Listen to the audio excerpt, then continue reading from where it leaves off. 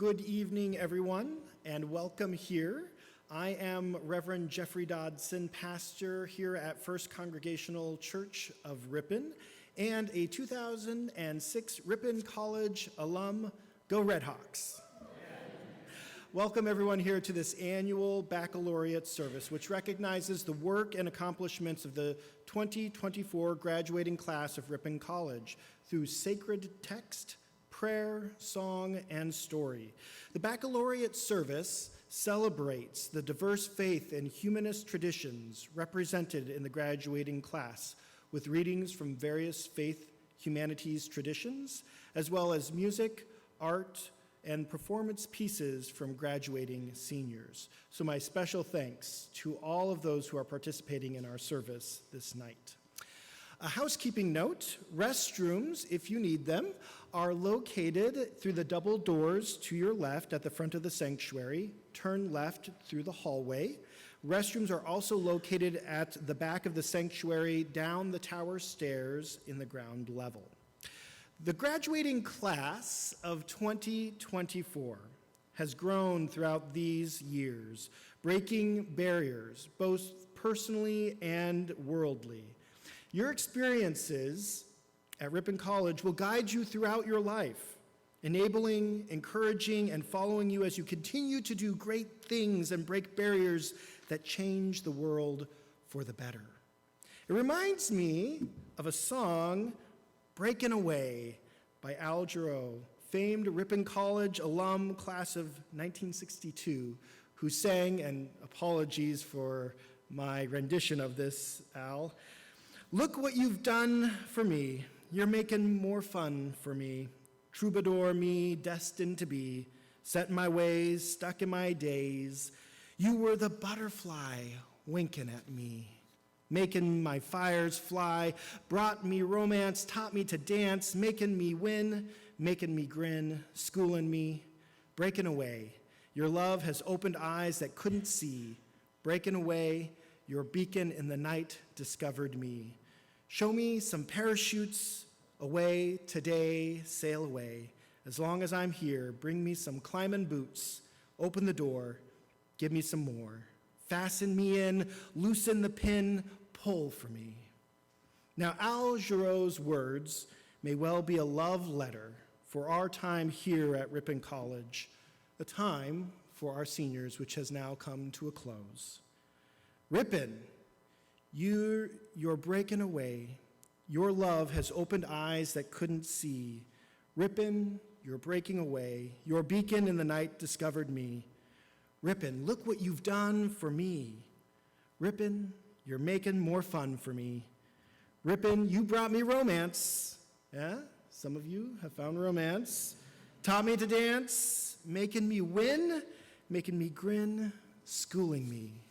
Ripon, show me some parachutes. As long as I'm here, bring me some climbing boots, open that door and give me more. Fasten me in, loosen the pin, pull for me. This weekend, we celebrate barriers broken and the new ones that you will encounter out in the world. So I invite you now, as we begin this service, to center yourself as I invoke the ordinary and the divine with this prayer based on Al Jarreau's song. O divine love, break our hearts open. Open eyes and ears to your movement and music in the world. Teach us to dance that we may fall in love with the world all over again.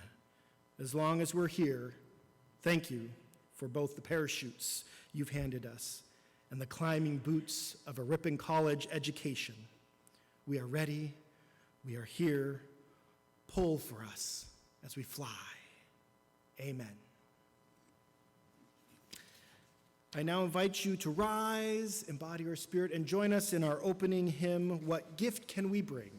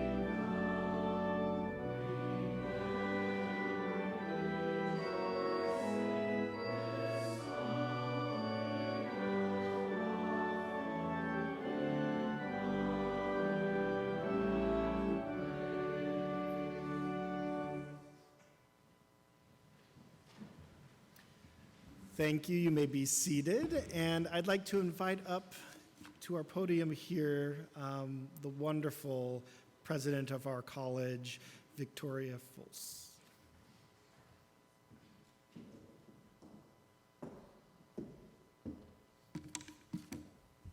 Thank you, Reverend Jeffrey. Good evening, and welcome to Ripon College's Baccalaureate service, which serves as an inclusive tradition in concert with the celebration with our 158th commencement. I'm honored to stand in front of you as the 14th president, where I bear witness to the collective future represented in each of you. At this time of year throughout the country, leaders and representatives of colleges and universities inspire their graduates and their families by telling them they've received the best education possible and that they're now ready to go out and make the world a better place.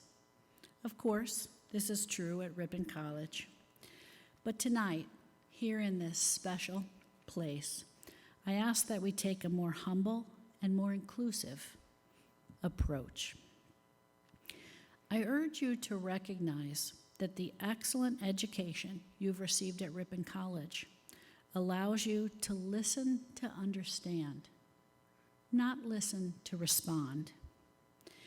And by listening to others carefully, considering what they have to say, if you remain open and truly hear them, you may come to a new point of view, or agree to disagree, but in a respectful manner.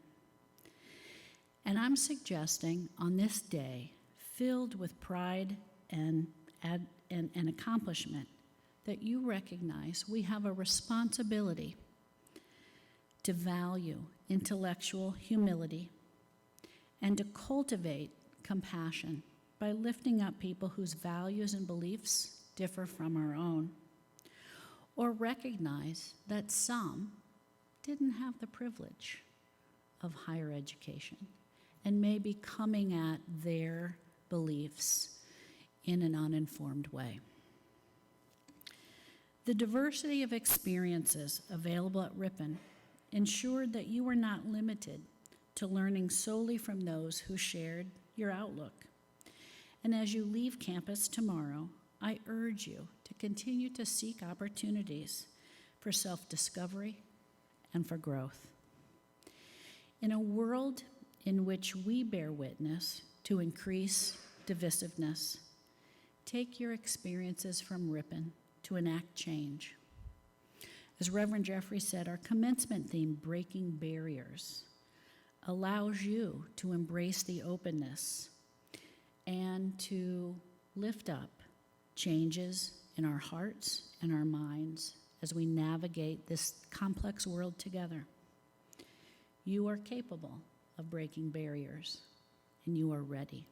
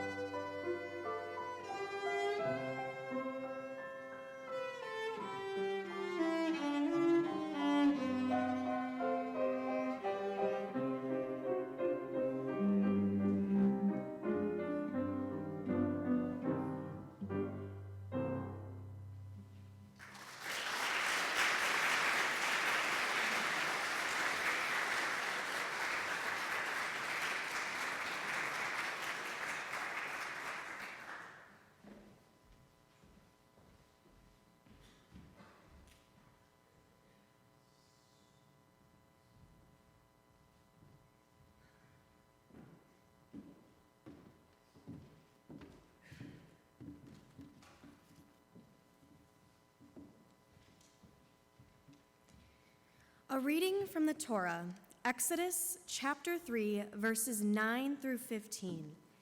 The Jewish prophet Moses asks of Yahweh, the God of Israel, what authority he may carry in demanding the freedom of the Israelites from the Egyptians. God responds to Moses, "Now the cry of the Israelites has reached me. Moreover, I have seen how the Egyptians oppress them. Come, therefore, I will send you to Pharaoh, and you shall free my people, the Israelites, from Egypt." But Moses said to Yahweh, "Who am I that I should go to Pharaoh and free the Israelites from Egypt?" And Yahweh said, "I will be with you. That shall be your sign, that it was I who sent you. And when you have freed the people from Egypt, you shall worship Yahweh at this mountain." Moses said to Yahweh, "When I come to the Israelites and say to them, 'The God of your father's house has sent me to you,' and they ask me, 'What is your God's name?' what shall I say to them?" And Yahweh said to Moses, "Ehyeh Asher Ehyeh," continuing, "Thus shall you say to the Israelites, 'Ehyeh sent me to you.'" And God said further to Moses, "Thus shall you speak to the Israelites, 'Adonai, the God of your father's house, the God of Abraham, the God of Isaac, and the God of Jacob, has sent me to you. This shall be my name forever, this my appellation for all eternity."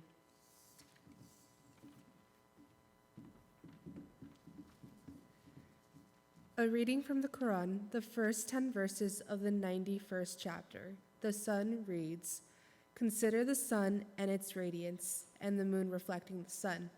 Consider the day as it reveals the world, and the night that veils in its darkness.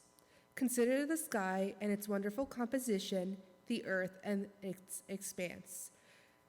Consider the human self and he who perfected it, and how he imbued it with awareness of what is right and wrong. The one who helps this self to grow in a clean way attains to happiness. The one who buries it in darkness is really lost."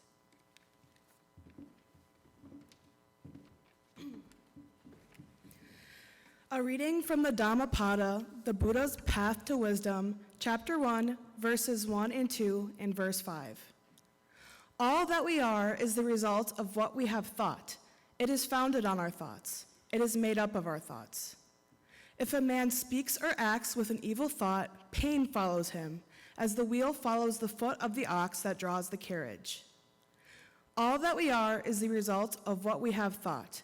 It is founded on our thoughts. It is made up of our thoughts.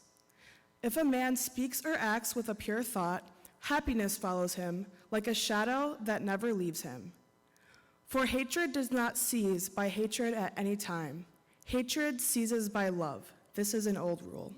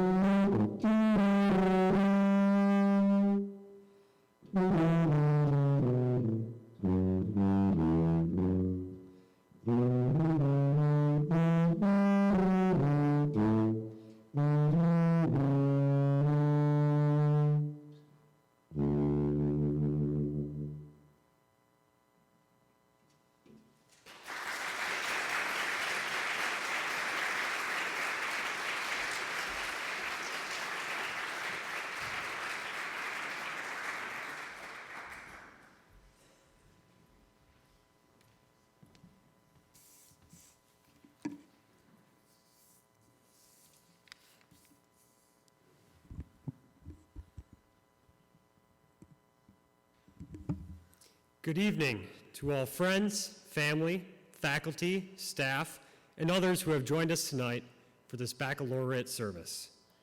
My name is Oscar Telshow, and I'm honored to be the senior speaker representing the class of 2024. To begin, I'd like to thank all those in attendance tonight who have made it possible for myself, as well as the rest of the class of 2024, to become graduates of Ripon College. Tonight, I share with you first my story as someone that has faced the struggle of overcoming a pandemic and being deprived of the experience of a senior year of high school. A year where I was supposed to be able to enjoy the laughs, not face them all at once. As I'm sure is the case with many in this room, I remember exactly where I was on the day that we found out there would be a worldwide shutdown. I was in my high school commons talking with my English teacher when they made the announcement. I remember the exact way that I felt, hopeless, angry that I was not going to be able to finish out my high school career. However, after a few weeks of feeling sorry for myself, I decided that I could contribute to the positive side of the pandemic. Through the internet, which we all know so well, I began what I called Story Time with Oscar. The idea for this came from my time as a volunteer in the preschool while I was in high school. I'd go over there for a few hours a day and volunteer with the kids. I went a few weeks without seeing those kids, and I really realized how much I had missed them. I began talking with my parents, and then began the story time, for where 20 minutes I would read stories on Facebook Live. At first, it began with a small audience of around 15 to 20 young students coming to watch the teacher they once had. And then after a few weeks, it exploded, turning into almost 1,000 daily viewers. It was a really rewarding experience for myself, and it truly brought to my realization that I wanted to be an educator, which is exactly what I'm doing post-graduation. The class of 2024 has always strived to go above and beyond. When it comes to setting the standard, this class has been recognized for achievements in the classroom, in athletics, internships, and many other aspects. Growth is what has come with the aftermath of the pandemic. This class has grown into intelligent, caring, and responsible individuals. Being forced to go through all of this so quickly, we have grown through the hardest of circumstances. As first-year students, we had no idea what to expect. No in-person classes, odd rules and times for dining, minimal interaction with friends, and yet we still have grown. As sophomores, we had grown so accustomed to the new normal that it was difficult for us to go back to in-person classes, but yet we grew into it. We were able to overcome yet another change in our lives. And by junior year, we had gone through so many ups and downs that we were indestructible. Nothing the world threw at us could change us because of our growth.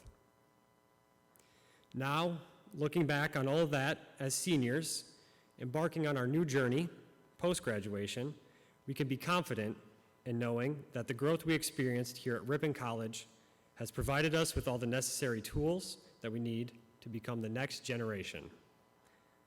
Among this class, there are educators, healthcare professionals, politicians, business owners, athletes, and most of all, people with a dream.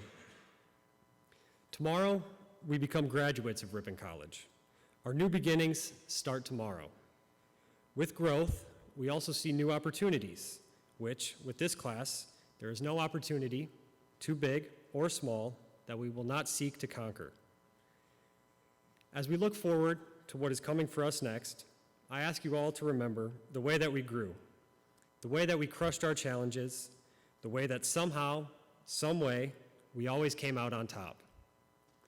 There are always going to be challenges in our lives. That's the real world. It's a place that has no sympathy for us, no sympathy for what we've gone through, a place that won't slow down for you and will challenge you whether you are ready for it or not. With this class, I'm confident that we will be able to handle this world because we have grown. Tonight, if there is anything you bring with you from this speech, I hope it is this. The world is hard, it is confusing, it is scary, and it is unrelenting, but it's also rewarding. Our life will have roadblocks and challenges, but it will also have opportunities and beauty that it begs us to explore. As children, our parents and supporters always dared us to follow our dreams, and now is the time to do just that. Go out into this world and become what you have always dreamt of. Be the first doctor in your family. Get married. Buy that car. Take that vacation you've always dreamed of. Go and show that you've grown. Class of 2024, thank you for all that you have given to me. I am so grateful that I will be able to look back on our time here and have nothing but good memories to draw on.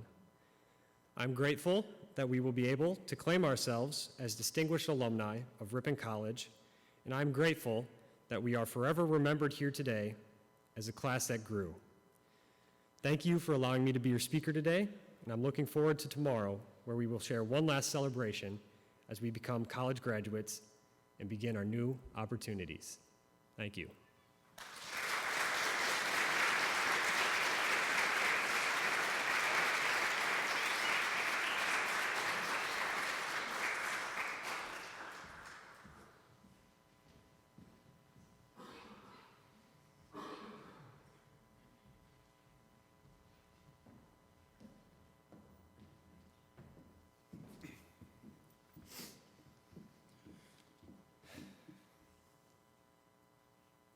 Good evening, honored faculty, guests, proud families, and most importantly, our classmates, the graduates of the class of 2024.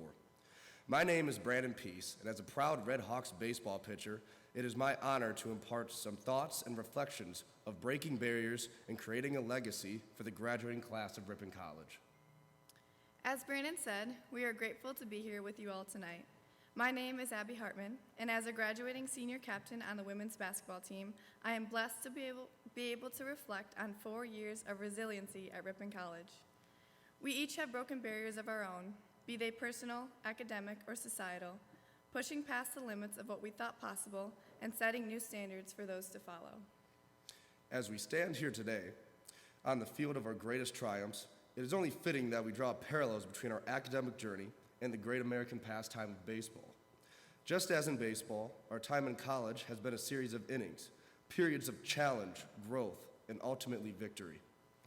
The periods of challenge began our freshman year, during what the world refers to as the COVID season. Amongst the natural challenges, each of us also quickly learned that while you may be the star athlete in high school, there are new rules to embrace in college athletics. Appearances on the pitching mound and minutes on the basketball court only scratch the surface of what athletics means to both Brandon and I. Our growth is most exemplified through our strides in building relationships and empowering those around us to feel a sense of value and belonging. The ultimate victory for us, however, was being able to authentically and passionately leave our mark on Ripon College over the course of 4 years. Leaving a legacy is about making an impact that endures long after the final inning. In baseball, it's the record set, the sportsmanship displayed, and the inspiration provided to future generations. In our college years, our legacy will be defined by the knowledge we've shared, the communities we've uplifted, and the values we've championed. In basketball, it's the championships we've celebrated, the culture we've fostered, and the friendships that will last a lifetime. Let the banners on the wall not only remind the community of our success, but the perseverance and leadership we've exhibited throughout our time here and continued on long after.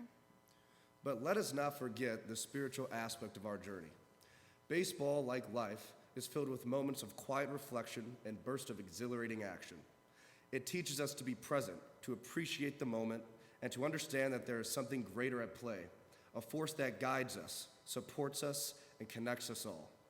Our spirituality has been our inner compass, guiding us through the highs and lows, reminding us that we are part of a larger story, and that every challenge is an opportunity for growth and enlightenment.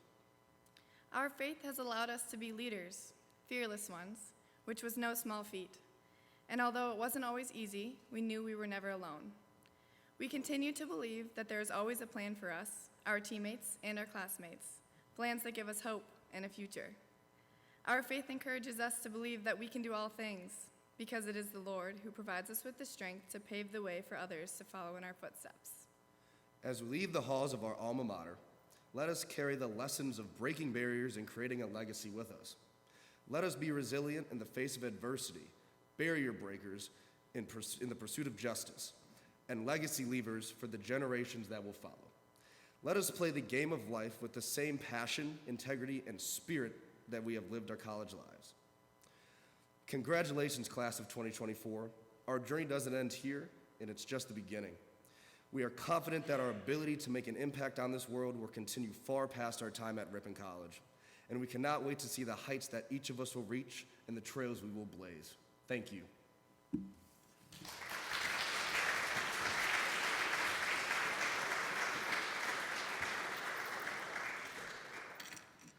A poem, Muscle Memories, by Michaela Flight, graduating class of 2024.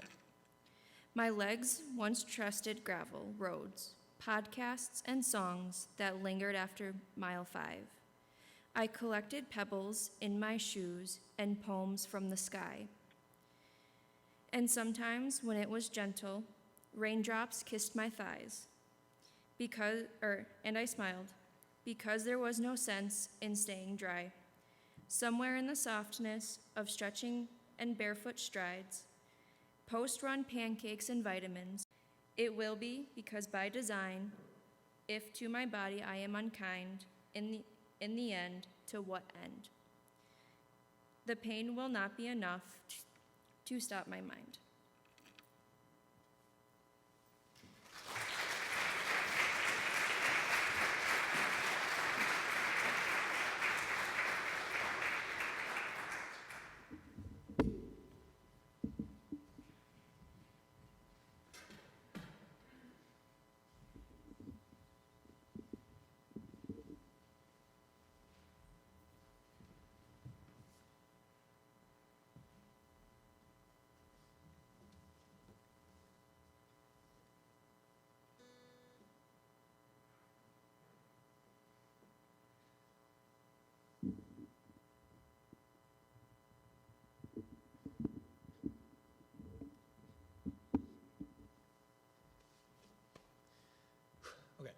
So when they asked me to play this song, I really had to think about the theme, building a legacy, and I thought about my family, and I thought more than not my grandparents, my grandma and grandpa, who supported me throughout my entire 4 years of college. And I think of my grandpa who passed away 2 years ago. This was his favorite song, and I feel like he would love this song be played at the Baccalaureate. And I want you all to think about your family that brought you here, whether they're blood related or not.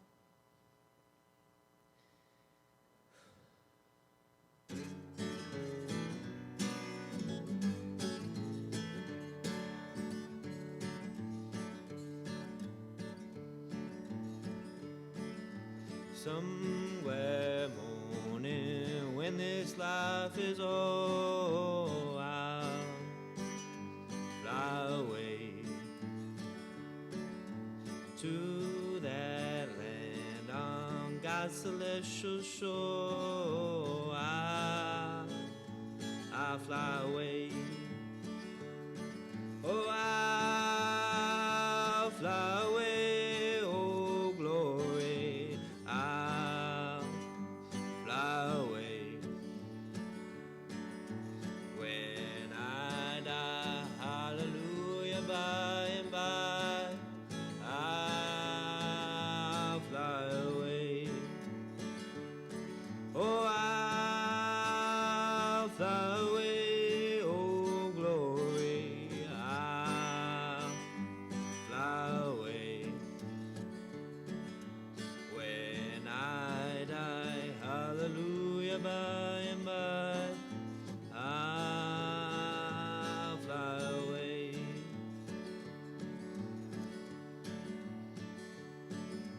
Just a few more weary days and then I'll fly away. 1 to be exact. To that place where joy will never end. I'll fly away.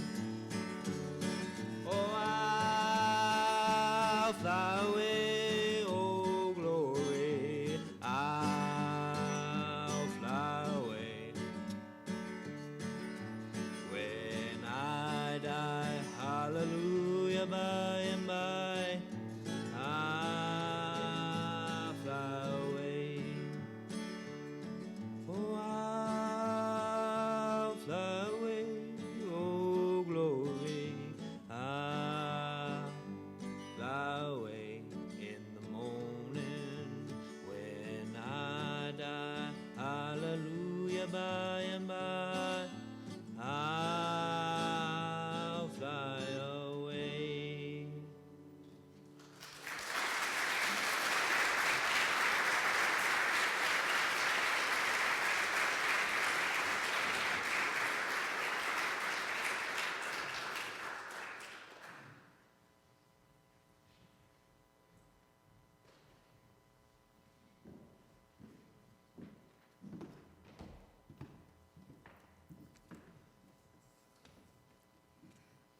A selection from an inquiry concerning human understanding by David Hume.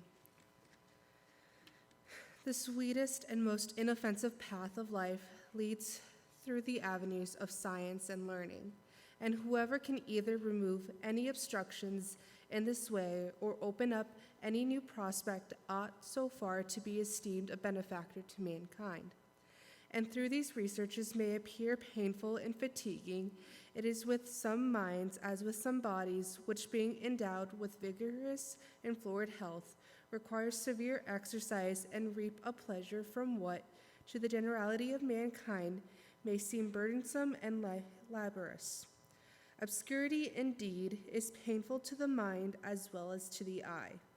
But to bring light from obscurity by whatever labor must needs be delightful and rejoicing.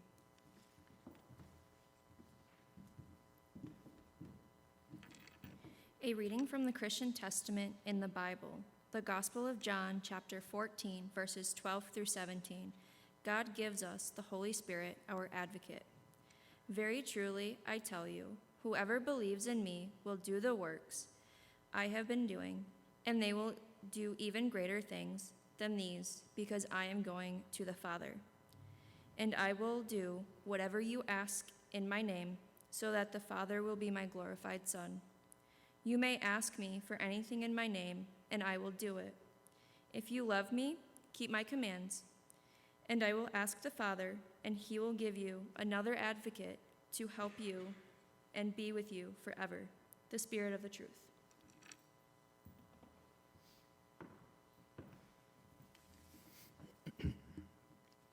A reading from the Bible, the prophet Jeremiah, chapter 29, verses 11 through 12. God watches over us. For I know the plans I have for you, declares the Lord, plans to prosper you and not to harm you, plans to give you hope and a future.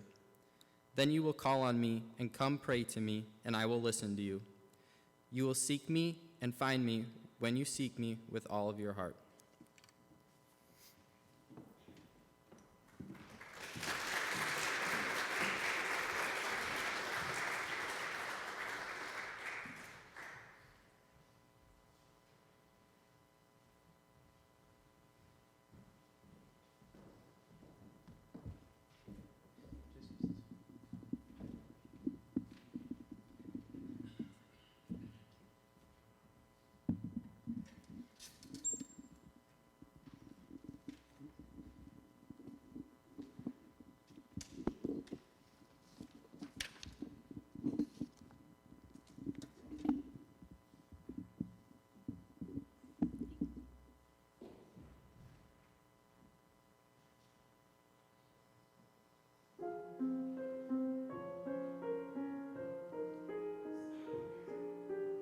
Shepherd me, O God, beyond my wants, beyond my fears, from death into life.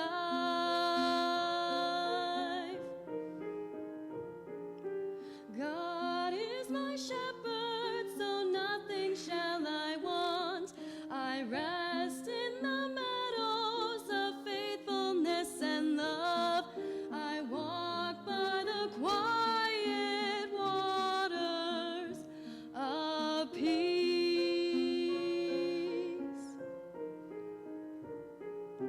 Shepherd me, O God, beyond my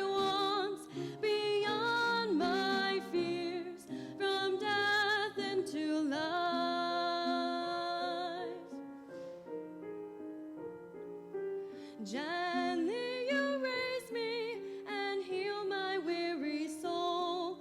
You lead me by pathways of righteousness and truth. My spirit shall sing the music of your name.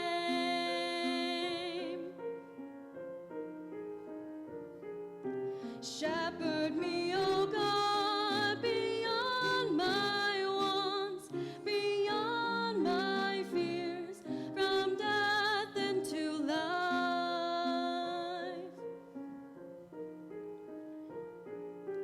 Though I should wander the valley of death, I fear no evil, for you are at my side.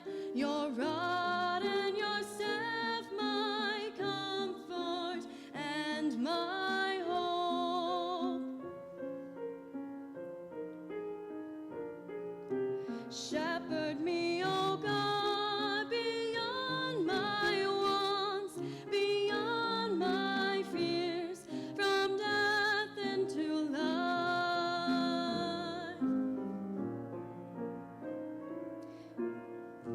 You have set me a banquet of love in the face of hatred,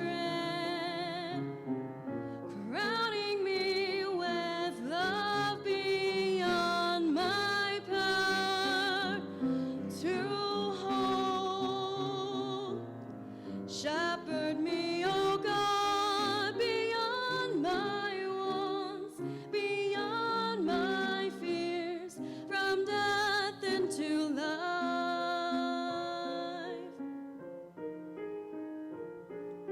Surely your kindness and mercy follow me all the days of my life. I will dwell in the house of my God forevermore. Shepherd me, O God, beyond my wants, beyond my fears, from death into life.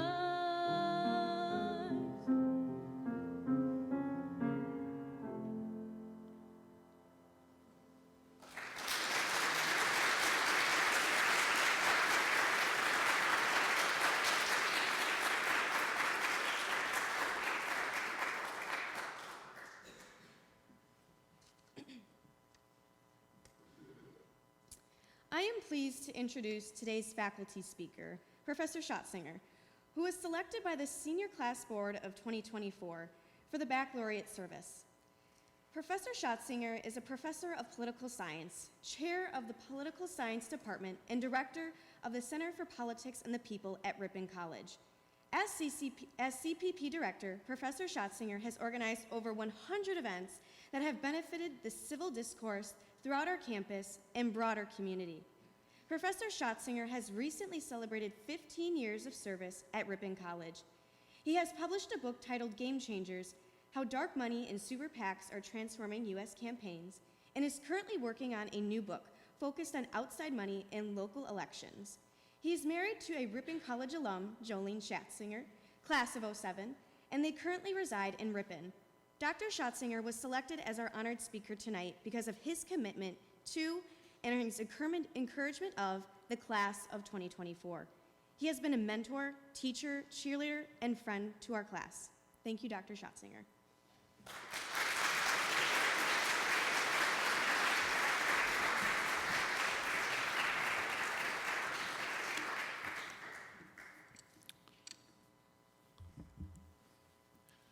Good evening. Thank you, Rachel, and thank you to the Senior Class Board for inviting me to speak about this year's wonderful graduation theme, Breaking Barriers, Creating a Legacy. Thank you also for reminding me that my sabbatical is officially over.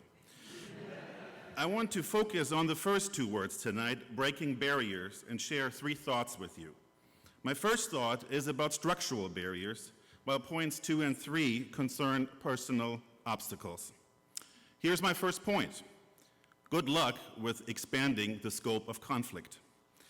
When you want to break barriers, you want some kind of change to occur. But changing the status quo is often hard work, and it often means having to expand the scope of conflict. Let me explain. In 1960, Elmer Eric Chetschneider published a brilliant book, The Semi-Sovereign People. In it, he argues that conflict is at the center of change in a society. One of the things he says is the following, quote, "The outcome of every conflict is determined by the extent to which the audience becomes involved in it." What this means is that the observers play a crucial role, and people on the losing side of an issue need to expand the scope of conflict and get more people involved if they want to reverse their fortune. If you are part of the losing side, you need to look for outside help. Winners, on the other hand, have an incentive to limit the size and the extent of conflict. When you are on the winning side of an issue, you are the incumbent, and people will poke and provoke you, and in this situation, you often need to resist the temptation to engage. For example, look at almost any case and how it made it to the US Supreme Court, and you can see a battle over the scope of conflict. And let me just give you one more example from the real world, where a homeowner had a conflict with the nearby factory in his neighborhood. And what happened is that the factory was pretty noisy, and he tried to have a meeting with the factory owner. The meeting wasn't successful, and so we can see then he went from this private conflict to socializing the conflict by engaging his neighbors, going to the city council, ultimately getting an ordinance passed in his favor. Now the story doesn't end here, because the factory owner got some of the other factory owners involved, went to the state government, and were actually able to pass regulations that would benefit these factory owners. The story still doesn't end here, because then this neighborhood association went all the way to Congress, got several unions, including the AFL-CIO, involved, and passed regulations that benefited the home owners. So this is ultimately a story, obviously, of conflict, expansion, resilience, and ultimately making change happen. Keep one thing in mind. In the semi-sovereign people, we hear that some ideas lend themselves to the privatization of conflict and others to the socialization of conflict. You often need to socialize conflict to make change happen. To do so, the author argues that you should frame your issues by appealing to, quote, universal ideas in the culture, ideas concerning equality, consistency, equal protection of the laws, justice, liberty, freedom of movement, freedom of speech and association, and civil rights more broadly. But this is now already turning into a lecture about effective lobbying in a beautiful church setting, so I will end this short section by just saying that what this really means is that you need to expand your circle of friends, your circle of allies, when you want to break barriers within organizations and also break barriers that foster social change. Let me now turn to two personal barriers. Point number 2, accept but also challenge yourself. This year's theme description states, we know that trying new things is an opportunity for growth and self-discovery. Let me talk about this idea just a little bit. When I read this, I immediately thought of one of my first meetings as an advisor, meeting with his advisee, where I sat down with the student to discuss their course schedule for the next semester. The student had been in a couple of my classes, and I knew he was passionately interested and excited about politics and current events, and he loved sharing his ideas and knowledge with the class. But even though the student, let's call him Mike, was confident to speak in class, it was also clear that he had a hard time expressing his thoughts in a clear and coherent way. So as we discussed possible courses for the next semester, Mike, as we call him, a junior at that time, noted that he had fulfilled most of the requirements for the major and other requirements, and then he wanted to explore something new. Do you have any suggestions, he asked. My response was, What do you think about taking Communication 115, public speaking? And I will never forget Mike's response as he was moving nervously in his chair. Public speaking is not my strength. I'm nervous about taking that class. I really want to get better at it, but I'm not sure. Okay, sign me up for it. It would be difficult, but I know I should take that course. So we met halfway through next semester, and I asked Mike, how was this class? And he said it was a really hard class for him, that he was proud of the progress that he had already made and how he had improved his communication skills, and he was really glad to be in that course. The lesson here is simple. It would have been easy for Mike to find good reasons not to take the course. But here is someone who challenged himself and who decided to confront personal barriers. I can also speak to a somewhat similar issue because I have a speech impediment that makes me an unlikely candidate to stand actually here right now. So throughout school, I worked with several speech therapists. Progress wasn't easy, but I was motivated because I didn't want to limit my future possibilities. Even as I speak to you now, I need to think about my speech differently than most people. I know I need to push myself to break my own personal barriers. But there is another barrier that should precede any, quote, work on improving things where we don't excel, and that is acceptance. We often struggle with accepting our flaws and failures, but accepting them doesn't mean settling for less. In fact, knowing and accepting our limitations can go a long way toward our own mental well-being. Challenging yourself is good, but we shouldn't be our worst critic. Instead, we should practice some self-compassion and self-forgiveness. I recently spoke with a speech therapist and was so glad to hear that acceptance is becoming a more important part of speech therapies today. Lastly, my third point, move more often from perception to perspective. We don't have much of a choice. We all are the stars of our own movie, our own life. But it becomes a problem when we lose perspective, and we often do. If anything, in a time where social media is a ubiquitous part of daily life for many of us, we live more than ever in a world of our own perception and less in a world of making a consistent effort to seek perspective. Let me offer one other piece of evidence. For some time, we have seen a trend of voters increasingly forming their political opinions and affiliation toward a political party because of their opposition to the party and candidates they dislike. This is the concept known as negative partisanship. It also means that many people are rather entrenched in tribal thinking. The motto here is that my own perception of my environment and the world rules, the fault lines are clear, and making a serious effort to understand others is not something I need to strive for.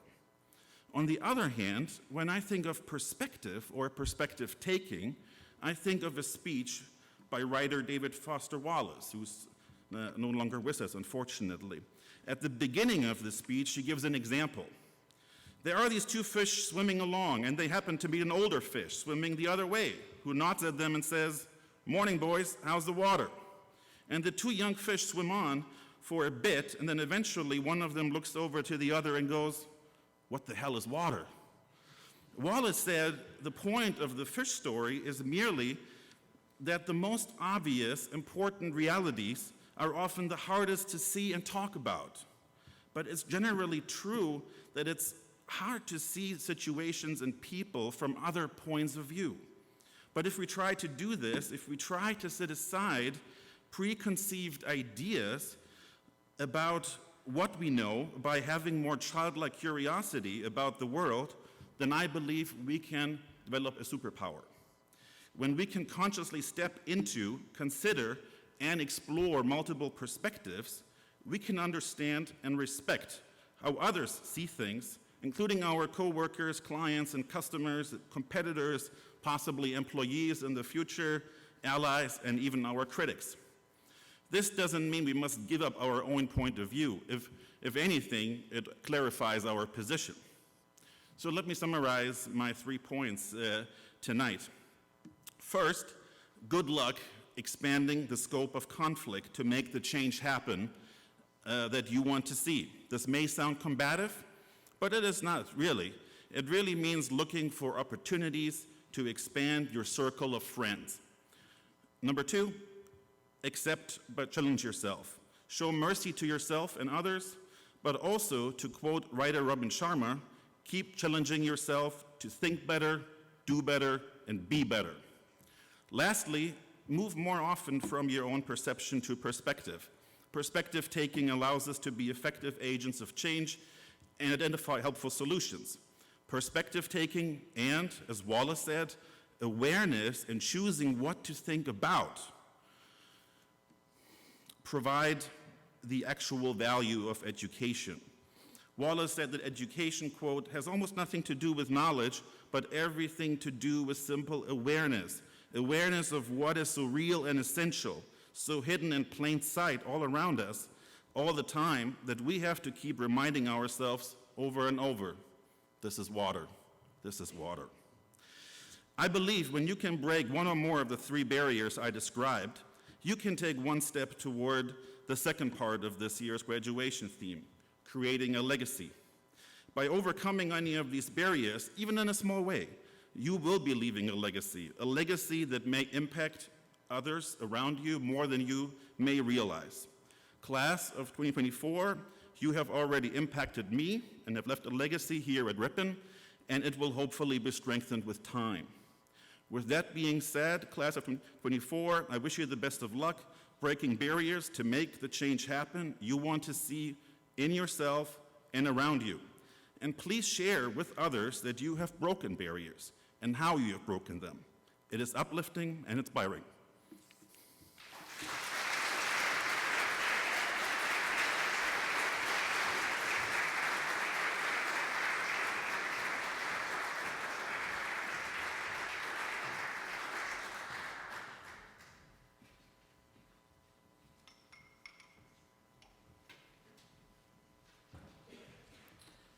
Hello everyone, my name is Pierce Rees-Grimm, and today I'm pleased to be able to present a short selection from the play that I wrote and directed called Ties That Bind and Break. I wrote this play for the Senior 1 Acts, and tonight I have with me my fellow actors Molly Montgomery, class of 2024, and Karina Torres, class of 2026, to present a small excerpt from the beginning of the play. Molly will be playing the role of Jennifer, and Karina will be playing the role of Daisy. And this small excerpt will explore the relationship between the 2 Lark sisters as they navigate some interesting news that has suddenly arrived for them. Without further ado, please enjoy.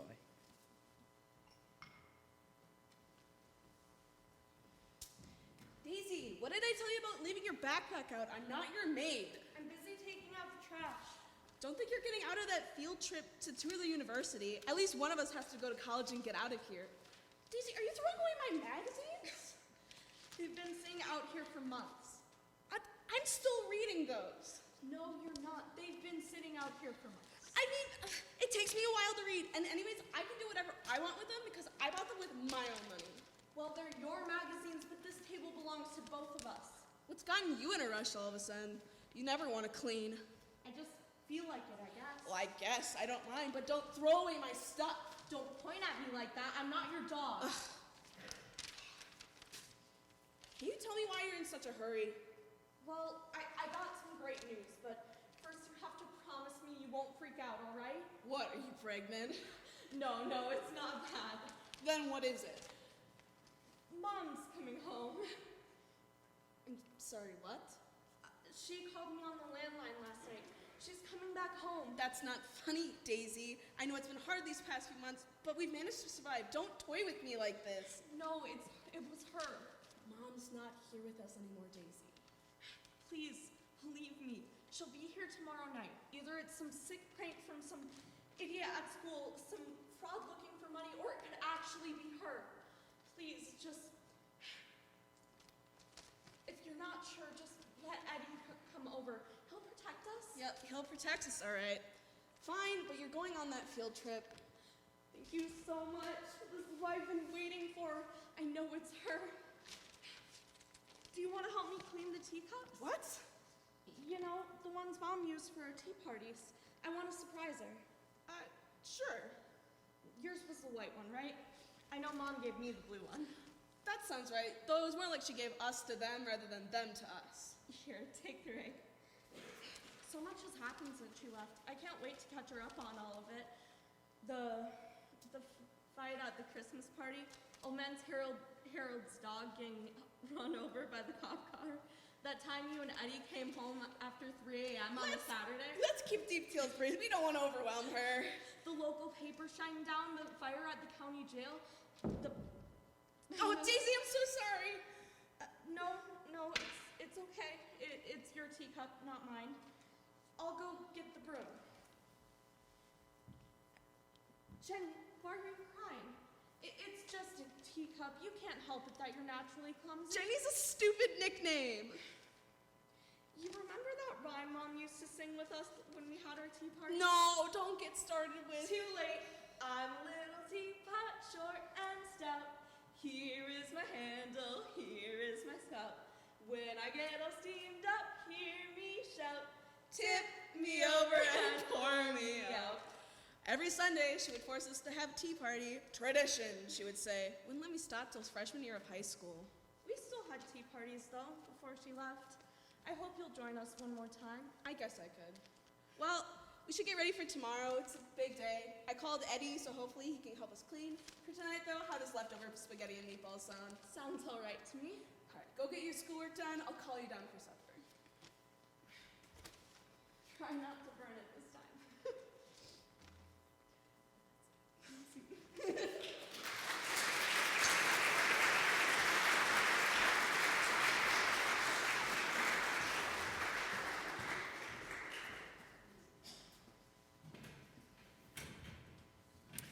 Thank you, Pierce, and thank you, actors, for that wonderful scene.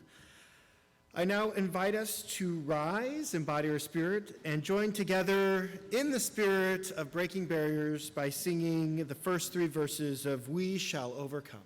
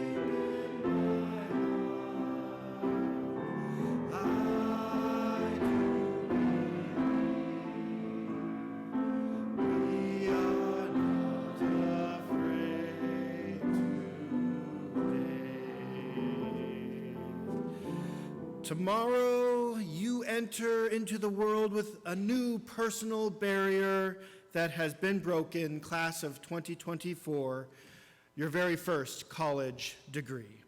And you have earned that legacy here at Ripon. Now receive this benediction. Break barriers. Take from Ripon your parachutes and climbing boots. Make this world a better place than you found it. And remember Ripon and all that she has given to you. Be a blessing, just as you have been blessed. Amen.